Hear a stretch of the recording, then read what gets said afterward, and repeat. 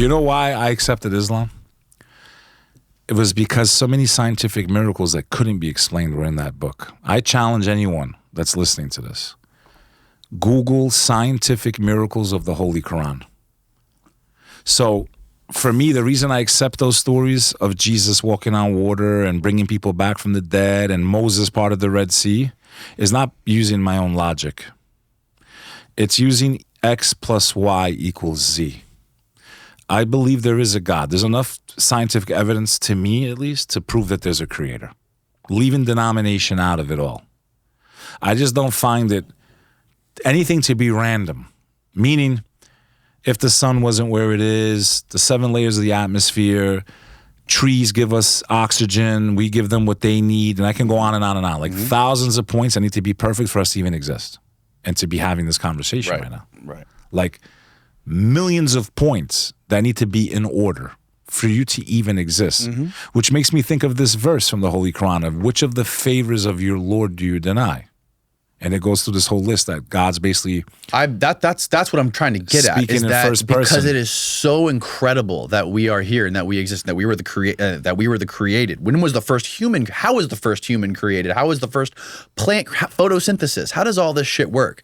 If you ascribe it to God, then it's reasonable. I believe the earth was created long before humans. I've spoke about this in our episode when we did aliens and demons. A lot of this subject matter is there, and I don't want people to get bogged down on this episode, but we spoke about this on the last pod. So go back and check it out, folks. But that was last December. For me, for example, let's just pull up one of these. Go ahead, scroll down, buddy. Let me just give you an example of what drew me to Islam. Do the Big Bang Theory, number 2. Big Bang. Here we go. So in Surah Al-Anbiya, okay, also states, this is what God says in the Quran. Chapter 21, what did he do there? Okay, chapter 21 of the Holy Quran, verse 30. What did he do here? So, have those who disbelieved not considered that the heavens and the earth were a joint entity and we separated them.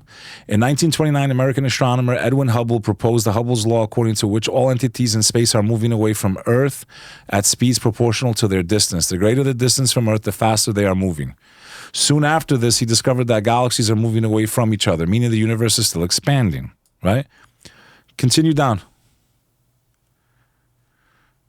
The Big Crunch theory, like all these things that are now being proven were in this book. This is the most fascinating one, by the way. This one blew my mind away. Embryology? In the Surah Mu'min, which means the chapter of the believer in Islam. It says in chapter 23 of the Quran, verse 12, we created man from an extract of clay. We made him as a drop in a place of settlement firmly fixed. Yeah. Then we made the drop into a leech suspended thing. He describes exactly. Yeah. There's echoes of the Sumerian text in here. The 4 stages of the human embryo. The first microscope didn't come out till 1,000 years later. How could he have known? A man that couldn't read or write. And it goes on and on. So I see all these scientific miracles. Okay, there was no way to have known. So I'm like, okay, I see this book sung by people without even looking at it, man. Every Ramadan, bro. Every Ramadan, I see people get up in front of the mosque and lead the prayer for the whole month. They're called Hafiz. They literally recite this book without and word for word. And if they make a mistake, there's 100, 500 people that know at least one of those verses. Like everyone knows the verses.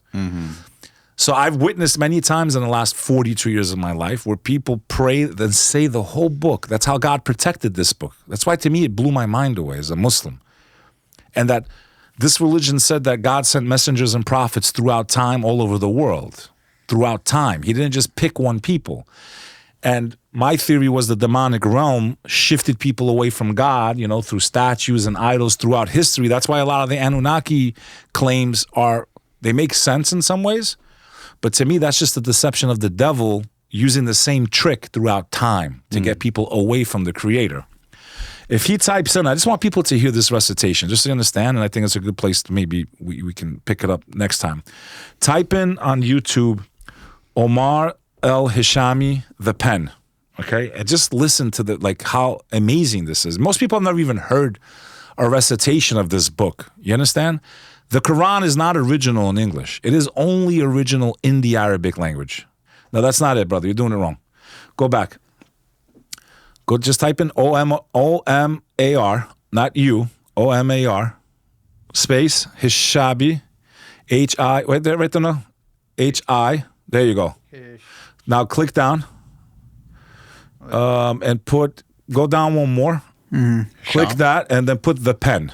The pen? Yeah, space and then the pen. The pen. I want the audience to understand the difference. Now click this and let's just listen to a little bit. This is the verse of the pen, the chapter of the Quran, the pen. Look at how it's recited, Danny. This is the miracle of this book. No book is recited like this. I don't speak Arabic. I'm not an Arab. But tell me what you feel, even if you don't know the words.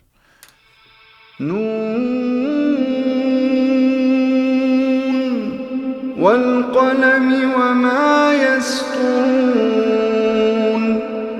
ما أنت بنعمة ربك بمجنون وإن لك لأجرا غير ممنون وإنك لعلى خلق عظيم فستبصر ويبصرون. Pause. Which of you is afflicted with madness? So in this chapter of the Quran, a couple of things I just want to point out here. A, that's the Quran, brother. It's only original and it's Arabic. Do you see how it's sung? We believe that every other book God sent to earth was corrupted, and we can prove it. I can historically prove it whenever you want. They were corrupted. They were altered. There are contradictions in there that don't make sense to the original 10 Commandments. How can you tell me Jesus is God and then in one verse he tells you, I'm not even good. Why are you calling me good? Only God's good. So which one is it? 10 Commandments said don't make pictures, don't make images, don't worship anything but God. But you guys are making pictures, statues, crosses, idols. Forget Muhammad. Explain. And I love how Christians go, well, what do the Muslims know? Because Muhammad came 600 years after Jesus. Well, how about Jesus came how many thousands of years after Moses? Who was he then to give a new rule? Or a new book. Your logic for that already, you cancel yourself out. They have no argument against that. For you to argue, well, why did Muhammad come after Jesus? And then who was Jesus after Moses? And that's why I love Islam. Islam says that all of these prophets worked for the same boss. You're not allowed to make images. You're not allowed to pray to anything but God. You don't pray to Saint Peter or Saint anyone. You pray to God. He doesn't share his power with anyone. And I say he's not even because he's a man. We can't even comprehend this being. I find scientific miracles in a book written by some guy in a cave that couldn't read and write. And even if he could, how the hell? There's like 100 to 200 scientific facts in that book that no one could have known. Like, for example, that the Dead Sea is the lowest point above sea level in the entire world. There was no way Muhammad could have known this. It's impossible. That's the same area that Sodom and Gomorrah, we believe, was smashed into the earth. That's why it's called the Dead Sea. And it turned out in the last century, we found out it is the lowest surface point on earth. How could the Prophet Muhammad have known that back then? There was no way to have measured that or known. Anywhere in the world, no one could have known that. So when I see scientific facts, I know algebra came from Islam. The science and the technology, where would we be without algebra right now? But we would be as advanced as we are? I mean, is it possible that humanity, different parts of humanity and civilizations were more advanced mathematically or technically? I agree. Than we are today? There was some fusion. And we lost knowledge? Absolutely.